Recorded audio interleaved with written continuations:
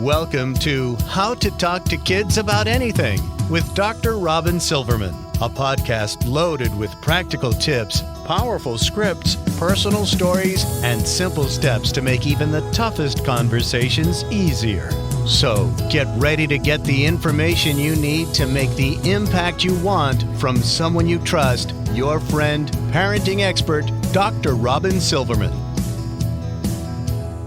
Hello and welcome to How to Talk to Kids About Anything, where we give you the tips, scripts, stories, and steps to make even the toughest conversations easier. I'm so honored to be your host, Dr. Robyn Silverman, child and teen development specialist, author, and speaker, and most importantly, parent of two great kids who give me the opportunity to love, learn, and grow every single day, whether I want to or not. Believe me, I get it. It's not always easy, but we're in this together, and we have some great people helping us along the way. Now, do you know that porn sites get more visitors each month than Netflix, Amazon, and Twitter combined? This is the way my next guest talked about it in her TED Talk on growing up in a pornified culture. She went on to say that we know from studies that nearly 90% of the top-watched rented scenes have at least physical or verbal abuse against the woman. So what does that mean for our girls who must choose to go along with this culture and be defined by this culture, or risk being deemed invisible and inconsequential? And what of our boys who are being educated by this culture to understand that to be a man is to embrace a culture taught to him on porn sites that devalue, abuse, hypersexualize, and pornify girls and women? Folks, talking to kids about porn is not a conversation for the late teens. It's not a conversation for troubled boys and girls.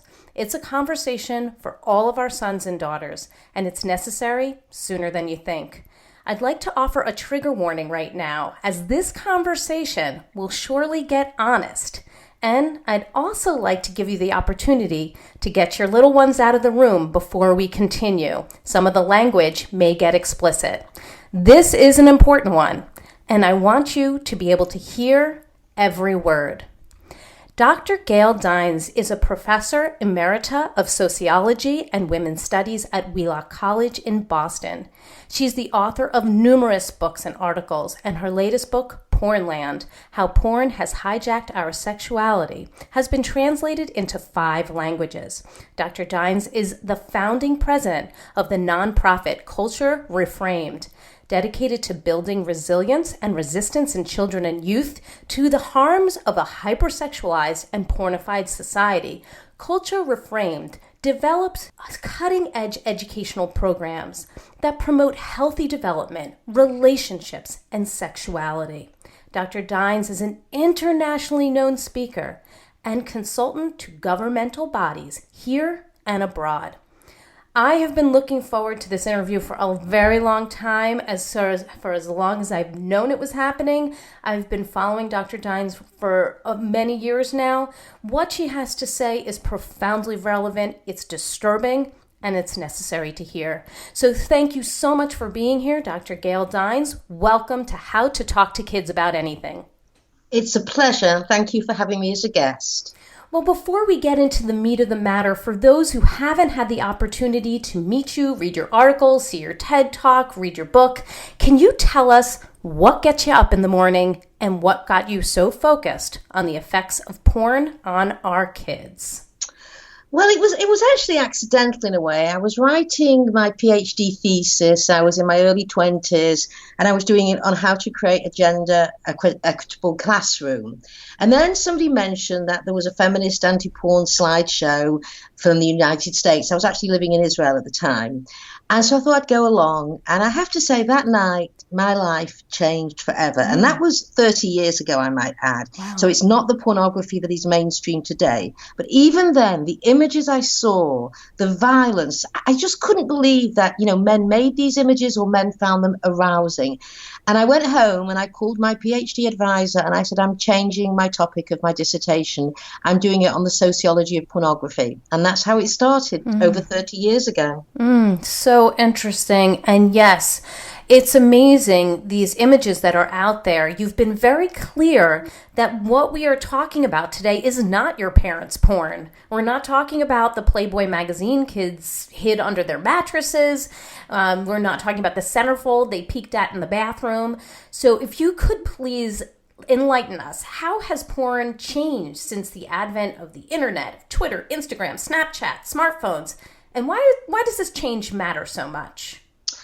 Okay, so, I always say somewhat ironically that I look back at the sort of early days of porn when I was researching this Playboy Penthouse Hustler kind of with nostalgia, because who knew we would get to this? So what really happened in 2000 when the internet became domesticated is it made porn affordable, anonymous, and accessible, the three A's that drive demand. And literally overnight, pornography kind of cannibalized the internet. It just swept over the internet. And as those of us who study it, we actually couldn't believe how violent it was so quickly. It wasn't a gradual level. So it went from like the Playboy penthouse pinup really very quickly to images that I'm really not exaggerating when I say a lot of them belong on an Amnesty International website. Now, this is mainstream. When I only follow the breadcrumbs of a 12-year-old who doesn't have a credit card. Right. And so a couple of dates that are really important. So 2000, it began with the advent of the internet. And then what really shifted was around 2007, 2008. A company was formed called Manwin, run by Fabian Thyman. No one's ever heard of him because all of this is stealth. It's a stealth public health crisis. The companies that run the porn industry are stealth. The people who have changed the landscape of sexual templates are stealth. So let me just introduce you to some of them. So Fabian Thyman was a German businessman who specialized in IT. And what he did is he basically came in and he vacuumed up the distribution end of the porn sites online. And his company, Manwin, that was later changed to MindGeek because he was thrown out a few years later for tax evasion. His company started what we call free tube sites. This is where, like YouTube, but it's called Pornhub, PornTube, you name it. MindGeek owns the vast majority of them. So let me just tell you what it looks like for the average 11, 12-year-old boy. And I should tell your guests that studies show, depending on which study you're looking at, that the average boy starts looking at porn between 11 and 13, depending which study you're looking at. So they put porn into Google or they get to it through Instagram, which we can talk about later, and they're immediately catapulted onto usually Pornhub, which is the main, most traveled porn site in the world, owned by MindGeek, which is a free porn site. So you can download virtually anything for free. Most of the stuff on there is pirated, or a good percentage is pirated.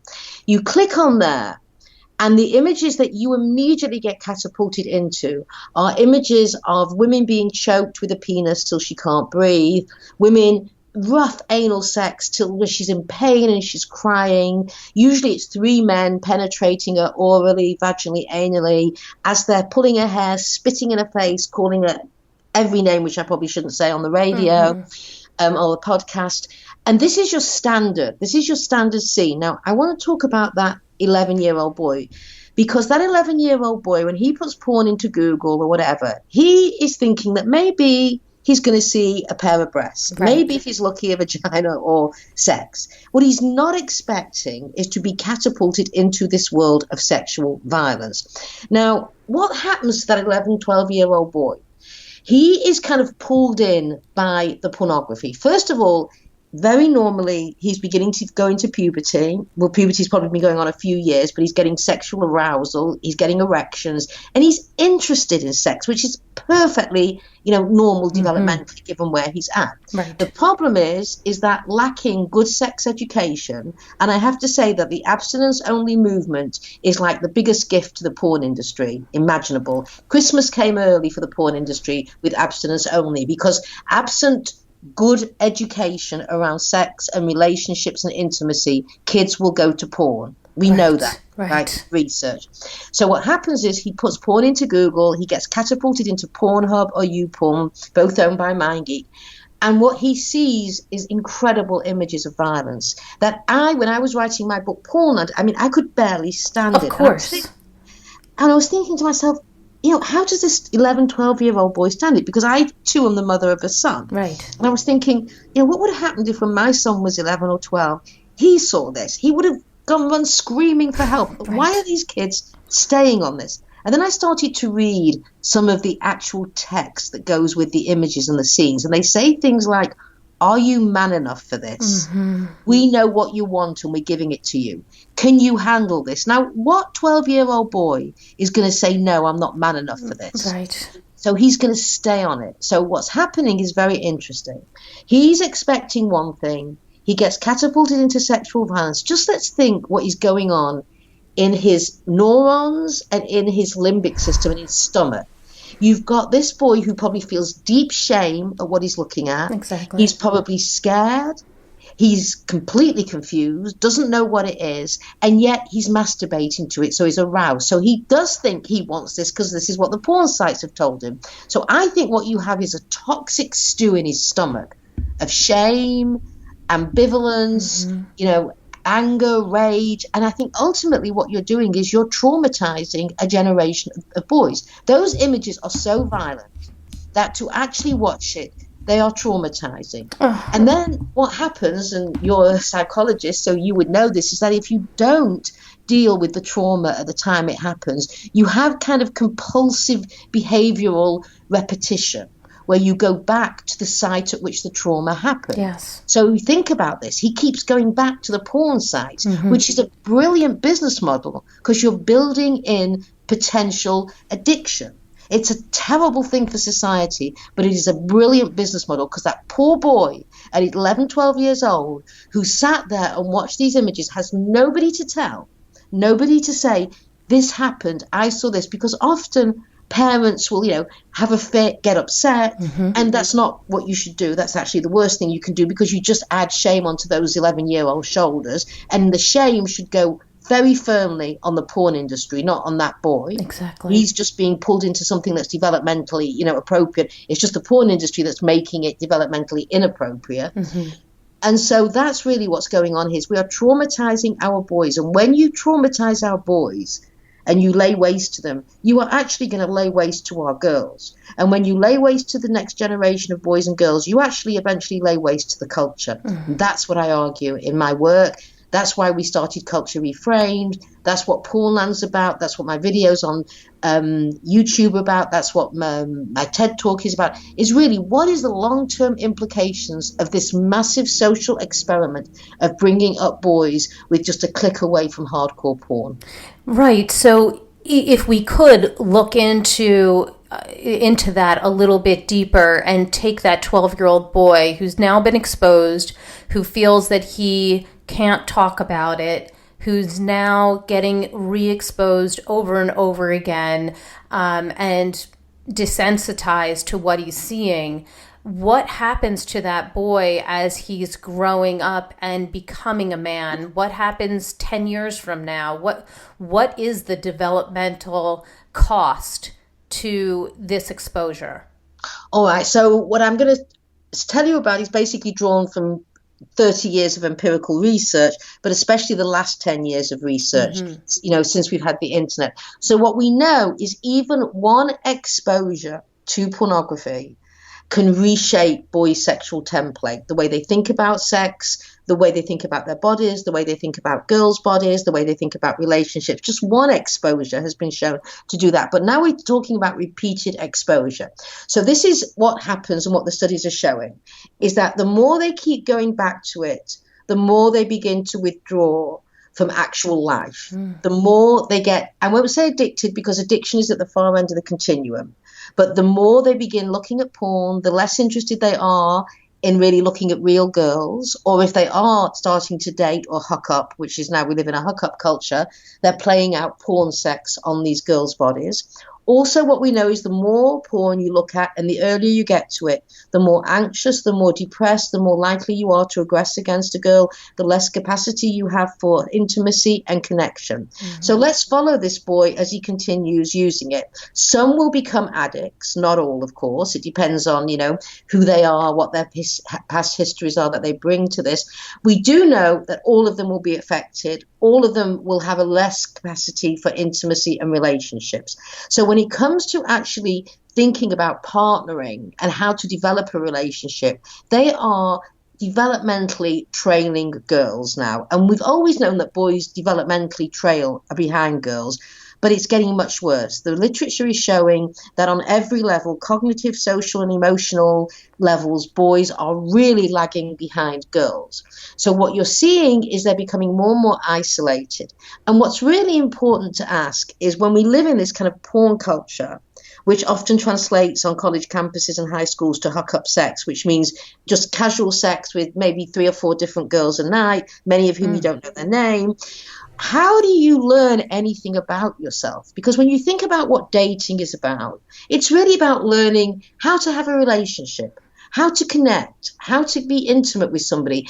It's not just about learning how to be sexual and what you enjoy sexually, what you don't enjoy, what your boundaries are, what your bodily integrity tells you is, this is a limit or this is not a limit. That's up to you to figure out. But what the porn industry has done is kind of really cheated boys and girls from that and becoming the authors of their own sexuality. So now what we know is that boys in there's a recent study I read that said men in their 30s know more about their own emotional and sexual development than they did when they were 18. And really, when you think about this, what really turns a boy into an adult male is dating girls. That's if they're, we're assuming here they're heterosexual at the moment. We can talk about gay porn later. But, dating is especially so important for boys. And one of the reasons for that is that, there's this very much bullying culture amongst boys. Boys don't tend to really open up with each other. They don't tend to be vulnerable with each other. They tend to use their girlfriends for that, which, by the way, is the emotional labor that many girls and women do with men, is they become the only person in the world that really this boy or man is connected to. But it sort of gives him capacities for talking about his emotions and for connection.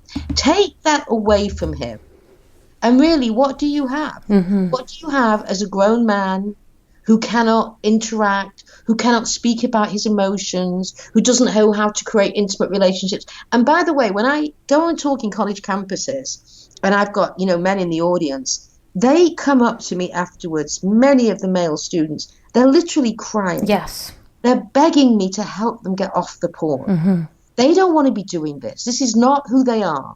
And I think it's really important to say here that I take a feminist analysis, as does much of the work that we do at Culture Reframed. And often feminists are thought of as being, man-haters, which is an enormous, upside down of reality. The truth is, I always argue, is feminists are men's best friends. Right. We are the only group rooting for their humanity.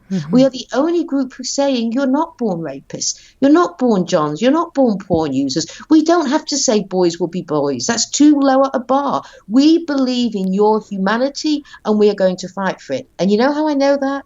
I know that as a sociologist, as a feminist, but most profoundly, I know that as a mother of a son. Nobody can tell me that my beautiful boy was born with less capacity for intimacy and connection than girls are. I refuse to accept that. And if I fight on behalf of my son's humanity, then I will also fight on behalf of your son's humanity. And we appreciate it. I have a son as well and a daughter, and all of this is hitting me from every direction. And I have no doubt that the people who are listening are feeling very similar, because it's impossible not to put a person in your head, or several people in your head, while you're talking about this. I know that many of kids are obviously on the internet and certainly have, started to get onto Snapchat and Instagram and many of the other social media sites. And parents are, wondering what's safe, what's not. We've talked to a lot of internet specialists. But when it comes to porn, you're talking about now that Instagram, and there's sort of like hidden areas of each one of these social media sites that is a place where porn has colonized. Can you tell us a little bit more about that and what we need to do to keep our kids safe? Absolutely. Well, first of all, let me say, one of the worst things that happened to parents in terms of their capacity to parent was the advent of the smartphone. That's when you lost all control. And the average age now of a kid getting a smartphone in the US is 10 and a half. So we're talking now. Snapchat is mainly teens. It's got T for teen safe. So I was on Snapchat before I gave a lecture. I was in LA recently, and I did like 15 lectures in 2 weeks. I went across LA and spoke to over 1,000 parents. And so I decided to really do a deep dive into specifically Snapchat, Instagram, and all of those, because this is where the kids are at. So I went onto Instagram, and the first thing I did is I put in just hot girls or something else. And what I realized as I started looking through is that Instagram has become the site where porn performers build a fan base. Mm-hmm. So, for example, Sunny Leone, who is one of the top porn performers, she's got 11.7 million followers on Instagram. Now, you click on her, or whatever you tap, you click on, you move whatever device you're using on her, and you immediately go to Pornhub to her porn movies. Mm-hmm. So in 5 seconds, I went from Instagram to the most traveled porn site in the world, watching hardcore porn. Right. Now, if I can do it in 5 seconds, the average teen can do it in 3. Mm-hmm.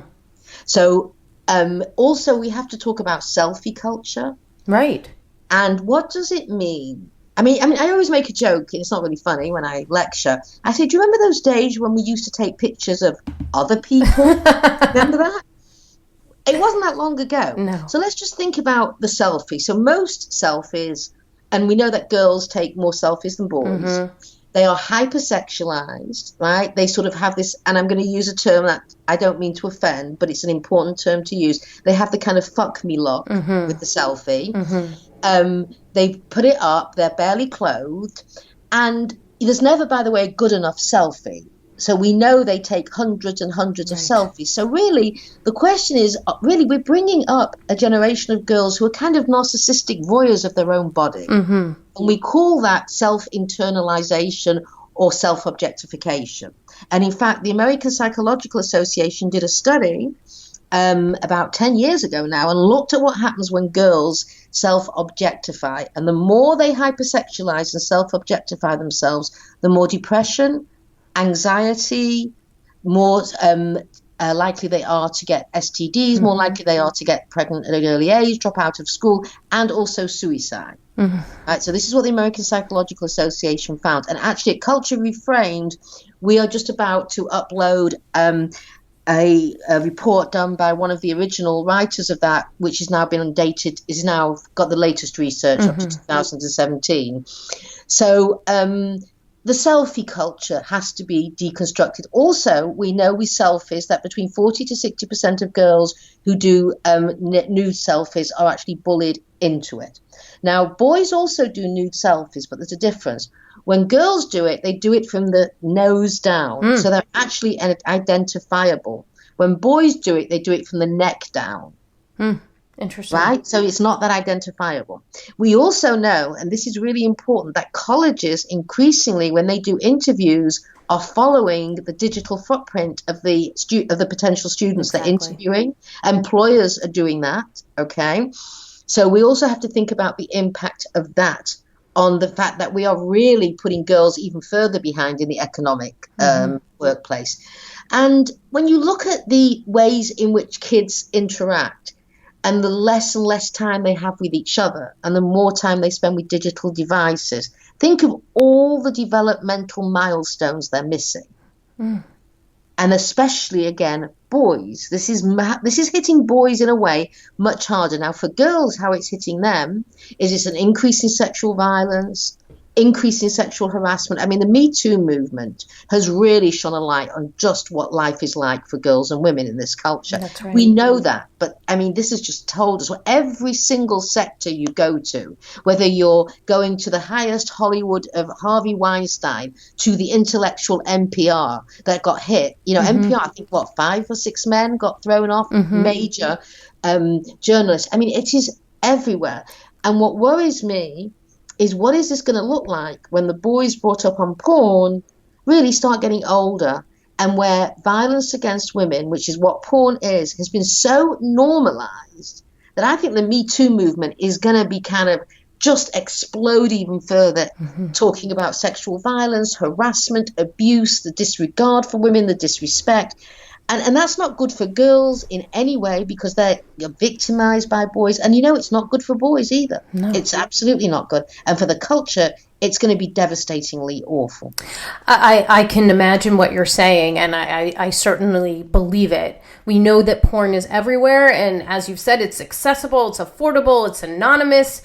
And because it is so available and pervasive, everybody who's listening, the parents, the teachers, the coaches, I can just imagine feel very small and inconsequential in the fight to stop such a bowling ball, this $1 billion industry effect on kids in our lives. So what is it, if we could take it down to the applied piece, because that's really what our parents and our caregivers need right now. What can they do to help their kids cope, deal, navigate with this porn culture? What are some key tips that you can provide that will help with resistance and resilience when it comes to the power of porn?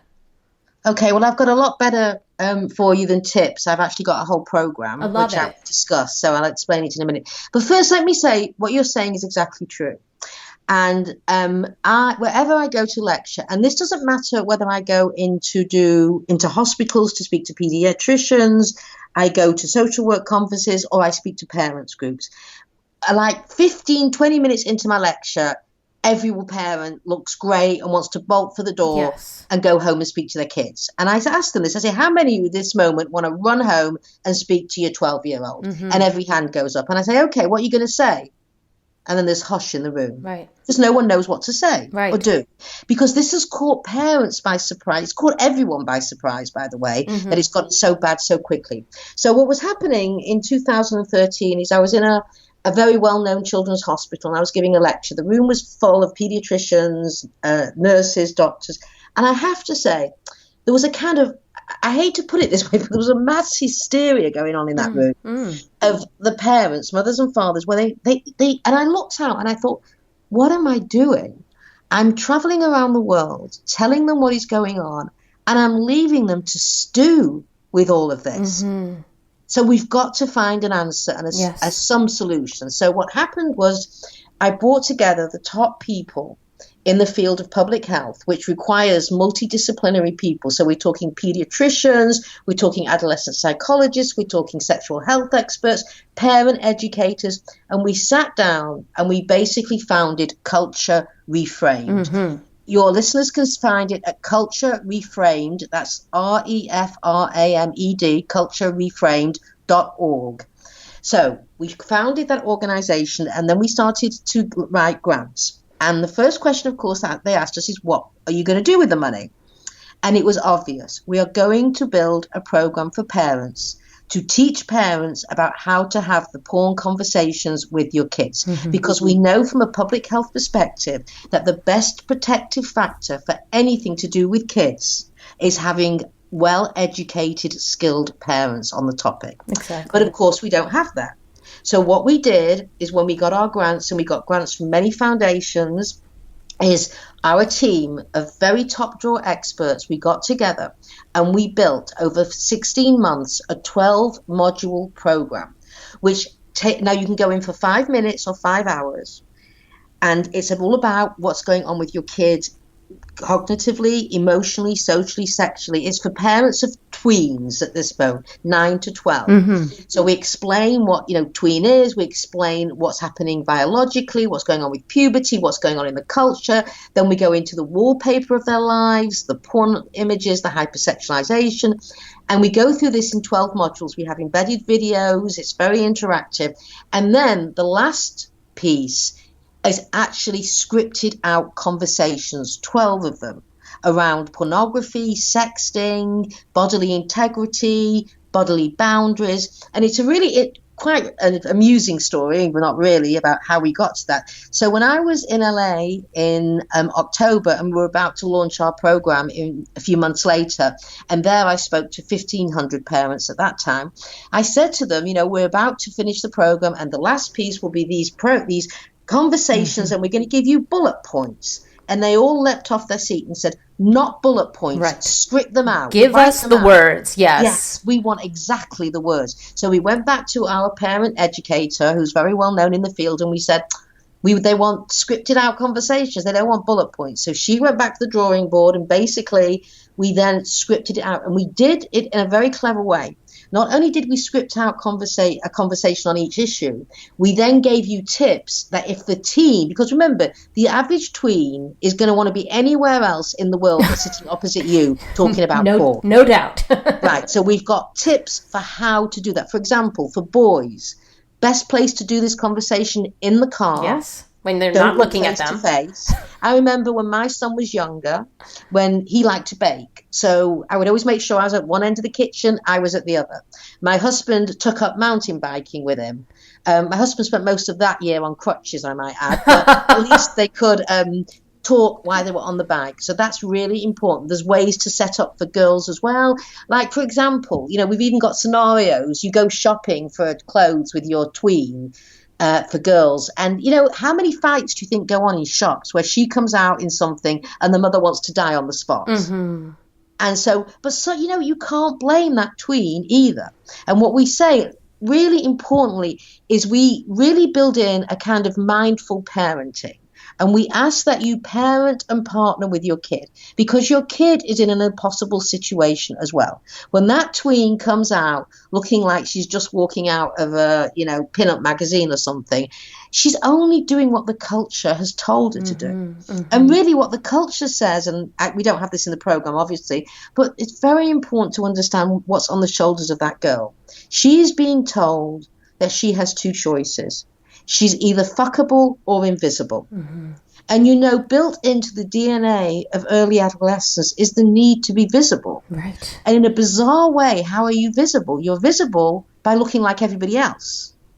And so if everybody else and all your friends are walking around like that, what do you want from her? You can't ask her to choose invisibility. Mm-hmm. So everyone is in a difficult situation here. So what we worked very hard not to put the shame on the parents, on the kid, really to say the fact is this is a culture that is toxic. It makes parenting almost impossible today. And I parented, by the way, pre-internet. My son is now in his early 30s. And it was parenting in and of itself is the most humbling challenge you'll ever have in the world. Parenting in a digital porn culture is just too much to ask of parents, which is why at Culture Reframed we built the program. Right. Now we also, and we are a non-profit, we should add this, everything that you see we had to raise money for, but we made a decision that it was going to be downloadable and accessible for free. Right. Because we did not want only parents with money to have access to this. So all you have to do is you go on culturereframed.org. You'll see immediately, click here for parents program, click on, sign up. You just have to sign up. You don't have to pay anything. And you can go in for 5 minutes or 5 hours and you can really resource yourself. Mm-hmm. Do not have any conversations with your tween before you have read this, because you know what? You really don't know what you're going to say or how you're going to say it. And believe me, it's not going to go as you plan. Right. It's often not going to go well. Right. And our next program, which we are now in the process of writing grants for and fundraising, is we are now going to do a parents of teens. Okay. Because we need a new set of experts, because of course that's a new developmental level. And we have to deal with the fact that around teens, kids start having sex. Right. And we have to deal with that in a porn culture. Absolutely. This is invaluable. I think that people absolutely should get onto that website and take a look at everything that you have provided. It's so useful. I'm bumping up right against your, that age group. I have a daughter who's 9. I have a son who's getting ready to turn 8. I have many friends who the kids they're older, they're younger. Many of our listeners, are dealing with all different age groups. Since we are a podcast that talks a lot about discussing those tough topics, like getting in there, let's have those discussions. I think those scripts are invaluable. But I would like to know, even if it's broad brushstrokes, what kind of things would you say or tell us? Like, do you have the conversation prior to your child being exposed to porn? Absolutely. And if so, what could you say when they haven't seen it? And then tell us on the flip side, all of a sudden you walk in, it's 11 o'clock at night, your child is in his or her bedroom, and they've been exposed to it, they tell you that they have, or you saw it, and here's the situation right then and there. So I'd like to know sort of both scenarios. You say it before, the pre and the post. Yes. So first of all, if you don't have that conversation with your kid about porn, believe me, the pornographers will. Yes. And you don't want them to be the ones to open up the conversation. Exactly. So you have to do this. So let me give you some examples of how I put it when my son was growing up. I would love that, yes. Okay, and there's many, many more. I mean, I am not a parent educator. I am a scholar and an activist and a researcher. So the parent educators are really the ones on the website who've really gone to town on this. But I'll give you an example of some of the things I did with my son. So we started scaffolding from a very early age. The vocabulary. We used proper vocabulary for body parts. Yes. We didn't use childish vocabulary. We gave him words to talk about how he felt about his body. Used words like penis. Used words like sexism, right? So there's a whole vocabulary that he had at his disposal. And I'll tell you, we started so early that I remember going into the room at 5, when he was 5 years old, and he was watching National Geographic, and he's pointing at the TV and shaking his head. And I said, "What's the matter?" And he said, "They keep saying man in his environment. Well, what about women and their environment?" I mean, he'd already seen, that you can't use gender neutral language. So then when he was around 10, I said to him, and porn was being passed around through the internet, not like today. I said to him, "Look, honey," I said, "I cannot be with you all the time, and I cannot decide for you whether you're going to look at porn or not. You're going to have to make that decision. And actually, you don't want me following you around all the time. And I don't want to follow you around. So it's going to ultimately be your decision. And your friends might show it you. But let me give you some things to think about before you do that. That when you really don't know at this point what your sexuality is going to look like when you're older. You don't know if you're going to be gay, straight, bi. Who knows what you're going to be? But you know what? It's going to be wonderful because you are going to be the author of it. It's going to be yours. You are going to own it. And it's going to make sense for the man that you are going to become. It's going to be yours. But if you look at porn, you know what? They're going to steal it from you before you've even owned it for yourself. And that's a terrible thing to give away. And when he was in his 20s, and we talked about porn, he said, "Well, Mom, you pretty much ruined that one for me," which was, of course, exactly my goal. Yes. Another example was, they often, there's an age where they go through where they often talk about their penises a lot being really big, for example. So he'd make jokes about, he's going to put his penis here and he's going to sit there, etc. And I would say things like, you know what? Your penis is connected to your head and your heart. Every decision you make about your penis, you have to make with your head and your heart because you're all in this one beautiful body. You can't separate the body. And it's very important to give boys a sense of bodily integrity because this culture says to boys that your masculinity can be weighed by how many girls you can screw. And it is screw. It's not make love with, right? We're talking very seriously. And so what I think we need to do, especially for boys, is give them a sense of bodily integrity along with girls. And I used to do something in my classes when I was teaching my feminist theories course in college. And I would say to my female students, so imagine you're dating this guy and he's not made any sexual overtures to you. So you decide to start things moving and you put your hand on his leg or something. And he turns to you and he says, "I really like you, but I'm not yet ready for a sexual relationship. What would you say?" And all of them burst out laughing. I say, "Why are you laughing?" They said, "Because he'd be gay, of course. No straight guy would say that to you." And I said, "So you think it's funny that we live in a culture where boys have no notion of bodily boundaries and sexual integrity? You think it's funny that this is where we've come to, that we don't expect boys to have their own sexual limits? And this is the culture's fault, not individual boys. I will not blame individual kids or individual parents. We love to parent blame, which often ends up as mummy blaming.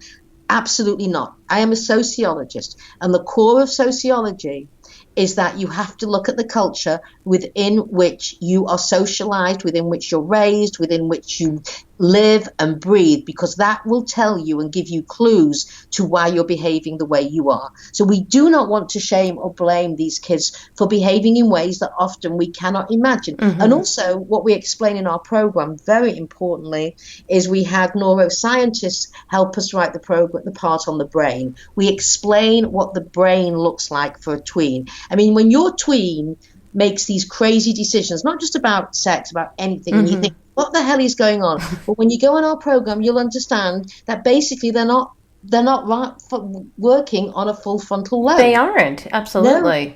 We know now from research that you are not fully adult in your brain till your early 30s even. Right? So what's happening is that you have a frontal cortex which is overwhelmed often by the impulsive need to do things. This, again, is perfectly normal developmentally. The problem is if you put that in a culture that is toxic and full of porn, where are they going to go? Because porn is great if you're hardwired for novelty and risk-taking. So we really explain those things out. And then there's so many tips on the culturereframed.org website. And then when you just click onto our program and you go onto our educational program, it's just chock full of for tweens. And then we are now starting, as I say, to build the teens. And then we will eventually circle back to younger kids. And people might say, why didn't you start younger? The truth is, they start younger. I work often in Scandinavian countries. They start sex ed around 4 or 5. Right. In this country, we could not get any grants to do this at that age. Yeah, right. Only because they said no one will be interested, no one will do it. So this is why we started at tween, where really one of our goals should be to, you start laying this foundation like they do in Iceland. For example, I was consulting for the Icelandic government, and they showed me a film that they show at 4 years old as part of their sex ed program, which is brilliant because, of course, you don't want to talk sex at 4 and 5 years old. So what they did is they developed a 3-minute film, 2 kids, a boy and a girl, girlfriend, boyfriend, out having hamburgers. And he takes a bite of his hamburger and it's got cheese on it. He spits it out and says, I hate cheese. And she says, no, you don't, honey. You like cheese. He says, no, I hate it on my hamburger. And she gets up with a smile on her face. She gets the hamburger and she stuffs it down his throat. Oh. He's throwing it. Yeah, exactly. And that was my response. And then he's spitting it out. And then she sits down and says, see, I told you like cheese. Now, just think, you've not mentioned sex. Right. But can you imagine how much curriculum you can build around that for 4, 5, 6, 7-year-olds about bodily boundaries, integrity? Brilliant. Who is she to tell him what he prefers? And that's what scaffolding is. So that by the time you talk about sex, they've already got critical concepts in place that you can then hang on issues of sex and sexuality and consent. It's fascinating to me, and it's a couple of my friends who I had told I'd had a conversation with my daughter about sex. I mean, actually it lasted about an hour, which, people think sometimes these conversations are in and out and done with, and we only have them once, but this is a series of conversations all the time, and this one happened to be a very long conversation.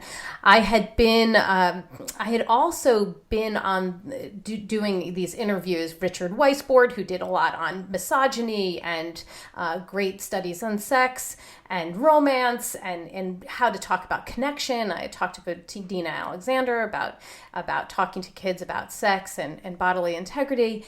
And people were very surprised that my conversation with my daughter morphed from talking about sex and the mechanics of sex, which really didn't take that long, to discussions about love and misogyny and what our bodies do for us and how we feel and really being connected with somebody else, because the conversation about sex and porn can't be just about the mechanics, right? It has to be couched within the framework of what it means and what is important to these kids beyond just the biological sense of you know, what you said is so important, is it has to be set within the concept of not just sex education, but sexual health, sexual relationships, healthy relationships, healthy sexuality. You know, there was a study recently done at Harvard, and they asked the undergraduates, what do you wish your parents would have talked more with you about? And you know what the number one answer was? And this was shocking to me: love. Yeah. Yes. Right. We don't, you know, in a culture of hookup and porn, we don't talk about, let's think about the things. And this is why I am so anti-porn, because everything that makes life worth living, the capacity for intimacy, connection, love, relationships, everything, when you look back, and I have had the most incredibly rich, you know, academic life. I've now started a nonprofit. But when I look back and I think of the things that fortified me as a human being, where do you go? You go to your family, you go to your kids, you go to your partners. And what really drives me crazy about porn is it destroys all of the things that makes life meaningful. Everything that you look back on, intimacy and connection. You know, when I say in my book, Pornland, in porn, men make hate to women, not love. Oh, wow. Everything that is connected to love is completely destroyed in porn. And every thing you think about with hate, you know, anger, rage, disgust, all of that is all over porn. And I often get accused, because I'm anti-porn, they say, oh, you're anti-sex. I say, actually, I'm pro-sex. That's why I'm anti-porn. You can't be pro-porn and pro-sex. You have to pick one. And I think that's really important to underscore and really put high beams on, that these are two different things that we're talking about here. We're not talking about sex. We're not talking about love. We're not talking about connection or intimacy when we're talking about porn. And I don't want to keep people hanging. If you walk in on your son or daughter who is obviously been exposed to it, whether they tell you or that you walk in and you see that they are exposed to it, in that moment, what do you do? What do you say in that moment when you know this is an important moment and I can't just close my eyes and say, put that away? Okay, so first of all, what I would say is we do have these conversations on our website. Yes, we have a model called Compose Yourself. Okay. So what we say, first of all, is when you walk in and you see that, you're probably going to want to maybe shout, scream, yell, grab the phone or whatever device and have a fit. The first thing you have to do, and we explain how you compose yourself, you have to become mindful in that moment, because it's all about helping the kid deal with what he's just seen. Not about how you feel, it's about the kid. So you have to approach this in a very calm manner. So I would say the first thing you'd have to say to the kid is, and he knows, and it's probably usually a he at this moment, but although girls are increasingly looking at porn, but let's just stay with boys. He knows you've seen it. He is going to feel great shame at that moment. So one of the things we do suggest is maybe you say, you know, we need to talk about this, but is this a good time for you? Or do you need some time and do you want to wait a bit? And then we can come back, but we do need to set a time to talk about this. This will give him a chance to sort of get rid of some of the shame and the embarrassment that you've just walked in, because he could be masturbating as well, remember, so you don't want to be in the middle of that. And it gives you a chance to run to culturereframed.org and the Compose mob, okay? So compose, and also the conversation. Then the conversation has to be around, first and foremost, you put the blame on the industry. Do you understand that the industry is trying to manipulate you into thinking that this is sex? Do you understand that although this is free now, they're trying to make sure that you become a habitual user so that you will be spending money on it? So this is first and foremost, make sure you talk about the industry manipulating him, because kids hate to be manipulated. They do. So you make that very clear. He's being manipulated.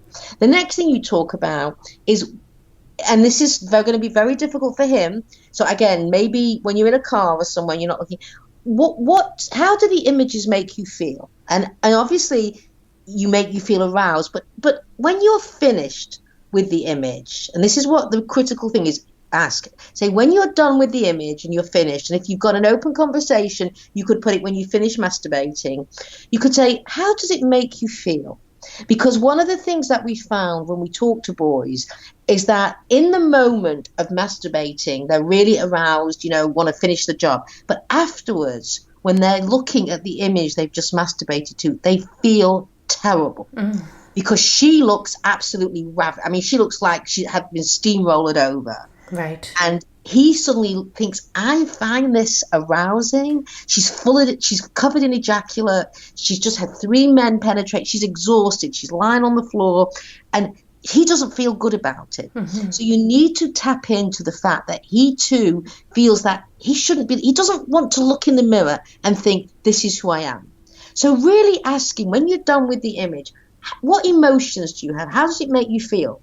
And then I would segue into, well, when you if he's not having sex yet, and when you get into a relationship with somebody and you decide to have sex, how would you like to feel afterwards? Compare how you would like to feel afterwards with how you feel when you finished with porn.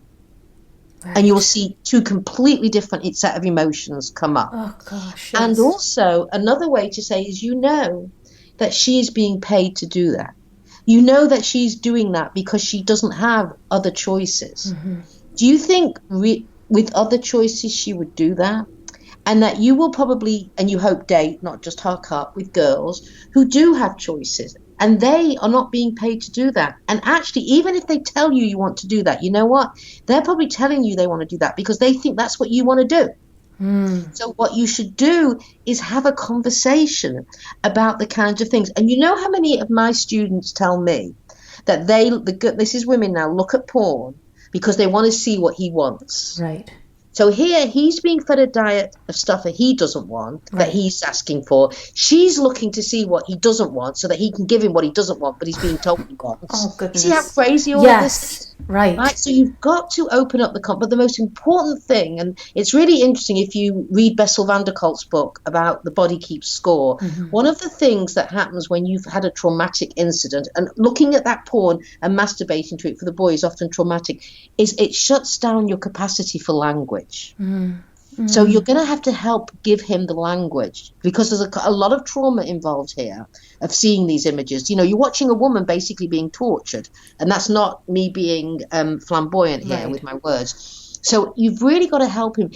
Think about how she feels. Think about if she had choices between going on a porn set and having that happen to her, or being a lawyer, a doctor, a teacher, a social worker. What do you think she would have chosen? Do you think there's any woman wakes up one day and says, doctor, lawyer, social worker, teacher, porn performer? I think I'll go for the porn performer. Right? You do that when all the other choices are closed to you. Right. And I would say something like this to my son. I know that's not the person you are. Right. I know you don't want to be part of an industry that is based on the oppression of women. And if they don't understand those kinds of words, you bring it down to that. Right. But what you want to do is resource the boy, not de-resource. And the way you resource him is to let him, I believe most of these kids have their own moral compass. This culture is trying to rip it away. Yes. Help him find his moral compass. And I'll give you another example of a story again that I use, and I never mention my son's name, so I keep his life is private. Right. And I've got permission to tell these stories. So when he was in college, he always had very good friends who were also very similar to him. But one day he found a group of people he was going out with was going to a strip club. And he turned and went back to his dorm. And I said to him, why did you do that? And I thought I'd get the mom response of violence against women, objectification. And it was very interesting what he said to me. He said, you know what, Mom? I only have this one body to live in. And I don't think I could stand to be in this body if I had watched a strip club, if I'd gone to a strip club and watched a woman do that. I don't think I could stand to be here in this body because I would have been part of her degradation. Oh, wow. Now, the difference here is he went because he would not go because his moral compass said, don't do this. This is against your value system. And you will have to live with something that is in opposition to your value system. And so what I would say we need to do with kids is help them, especially boys, develop a sexual moral compass so that pornography violates that moral compass in ways that they couldn't tolerate looking at it. It doesn't fit in to their concept of what they want for themselves. It just doesn't fit. And who they are. Who they are, mostly who they see themselves as. Yes. Because, ultimately, when you lose your integrity and your moral compass as a human being, how do you stand to live in that body of yours? You really humanize the boy and you humanize the girl when you have this conversation, because you're taking that industry and telling them what they are doing to the heart, to the head. You've made these people into people again, instead of the objects that they've become from as a result of that porn industry, both the boy and the girl in this situation. Absolutely. You know, that's the best way to fight this, is by really rehumanizing all of this, because that's what porn does. It dehumanizes the consumer, it dehumanizes the women in it, it dehumanizes everybody involved in it.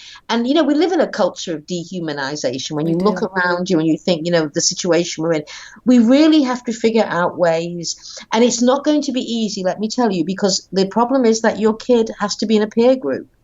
And so the other thing we talk about on our parents program is that you need to start connecting with other parents, and that we are now making our program downloadable, which means you can give our program. We are saying to people, if you want to give it in your homes, in your schools, in your communities, and you don't even have to give as is. If some communities you might need to change it a bit. Right. It's one size doesn't fit all. But you need to build a peer group for your kid. And the way you do that is you educate other parents. So, for example, you might have this whole great moral compass going on with your kid. What if he goes for a sleepover? I worry about that too. Exactly what I worry about. Thank you for bringing that up. Yes. So the issue is that, now I have to say I was fortunate that we sent our son to a small private progressive school where these were kind of the norms and values. We were fortunate, and I get the privilege that we had to be able to do that. Right. But if you don't have that privilege and you're sending your kid, you know, to a school where not all parents are on the same page, then you get them on the same page. Have an evening in with the friends, with your kids' friends' parents. Go through some of the culture reframe stuff together. Watch my TED talk. Have a discussion, because I bet you the other parents in that class are worrying about it. And one other thing that's really important is, where are the schools? Yes. The schools are partying as if we live in the 1990s. Yes. And actually, so interesting that you said that, because somebody told me that their daughter was in the cafeteria and noticed a bunch of boys huddled around a cell phone and realized that they were looking at porn. At that point, she saw a teacher walk by them and tell them, "You need to put this away." But that was it. So what do we have teachers listening, we have coaches listening. And what would you say to them what is their responsibility in this? What is the school's responsibility? Absolute responsibility. The schools cannot leave it to the parents and the kids alone. Right. So this is what I would say, and I lecture in a lot of schools, and I say to the parents who say, you know, the school's doing nothing and we don't know what to do. I think parents do not understand their power. Right. 10 parents marching into a principal's office saying, "We demand that you do sexual health and relationship education that includes building resilience and resistance to porn, and we have a program for you online." Right. Which is and it's free, by the way. And it's free. We demand that you do this, because it is your job. Your job as a school is to build healthy, robust children. Right. You have got to take into account that we are bringing our kids up in a porn culture. Exactly. What are you doing? I always say this to parents. You have enormous power in a group. So that if you are listening to this as a parent and you really want your schools to help, start calling around. Get a group of you to go in and say, "We want this in human development classes. We want this in sex ed classes. We want this wherever it fits in the curriculum. Right. We want to bring in speakers about this. We want to have this as an issue, because this has to be done on a school level, because of the peer group is so critical to our kids. We know that. Anyone who's had kids know that around 9 or 10, you're toast and the peer group is the most important. This is a good point, and thank you for saying that. I feel like I could talk to you all day, but and perhaps we need to have you back on, because there were several things that we did not get to. But give me your very top tip, the top tip that you want your audience to come away with after listening to this podcast. The top thing I would say is that we love our children. We have brought them up. We have, slathered them in love and connection and everything. Are you really going to hand them over to the porn industry at 11? Really, are you going to let these creeps in LA come in? These creeps, by the way, who you wouldn't let anywhere near your children, right? Yet you let them right in the bedroom, right? Are you going to let them decide their sexual templates? Are you going to let them decide what kind of men and women your kids are going to become? Because ultimately, at one point, your kid, whether they're grown up or in a few years or whatever, is going to come to you and going to say, where were you? Why did you let this happen? And you have two answers. You can either shrug your shoulders, or the other answer you can say, which is the answer I encourage you to say, is, I was out there. I was fighting for your right to have a good life. We fought the good fight, and guess what? We won. That's where I was at that time. That's what I'm asking every parent to say, is if stand up for your kids and for the next generation, and not just for your own kid, because every single one of us is a stakeholder in other people's kids. So beautifully said. And I know that you're talking about your resource of the week as your culture's reframed, but tell me, where do you want people to go in order to get more information about you, your articles, your books, your programs, so that they can continue this education in their own homes? On culturereframed.org, it's got tons of resources. It's not just a program. We've got a website, resources, my TED Talks on there, my books, other people's books. There's other great books. We've got a whole list of great TED Talks, like from Ran Gavrieli, from a young man who says why he stopped using porn. We've got resources. If you think your kid's in trouble with porn, we've got lists of resources there. We've got a whole resource list. So I would say the one-stop shop is culturereframed.org. Perfect. It is outstanding. I have to say thank you for spending this time with us today. I love what you said about really humanizing our boys and our girls and having this tough conversation even before we think that they need it, because they need it now, so that we don't hand over that conversation and that privilege to the porn industry. So thank you so much for joining us today. And thank you for inviting me. It was wonderful. Thank you. Well, I've got my takeaways, and sweet friends, I am sure you have yours. Let's discuss them. Come up on Facebook. Let's go to the Dr. Robyn Silverman page. Let's chat about it at drrobynsilverman.com or twitter.com/Dr. Robyn. Head on to Cultures Reframed and really get a sense of what is out there and what you need to know. And I'm on Instagram too. I'm going to be posting memes from this. We know that Gail Dines had so many interesting things to say, and I want to repeat them and underscore them and have you share them. And please, if you love this podcast like I did, I hope you'll go up to iTunes and rate and review it so other people can learn more about this and what they need to know about this very important topic. That's all the time we have for today, my fellow parents, leaders, and educators. Thank you so much for tuning in to How to Talk to Kids About Anything. For more information on books, articles, speaking engagements, or curriculum, please visit drrobynsilverman.com. So many great podcasts up there. The show notes will be up there from this podcast interview. We will have links to all of Gail Dines' information, and I hope you enjoy your day, enjoy the sunny side of life together, and please remember, even on the days when you fall short, you've got this. I know you probably haven't had this conversation yet. Now you can. You're here. You're getting the information you need. I know it's not easy, but never forget there's always tomorrow. Parenting, it's the ultimate do-over. I'm right there with you. And as there are moments when we doubt our know-how, our choices, and our sweet, sweet sanity, please know you're 10 times the parent you think you are. Until next time, this is Dr. Robyn Silverman with How to Talk to Kids About Anything. Please tune in again and keep connecting through conversation. See you next week. You've been listening to How to Talk to Kids About Anything with Dr. Robyn Silverman. For more information on books, articles, speaking engagements, or curriculum, please visit drrobynsilverman.com.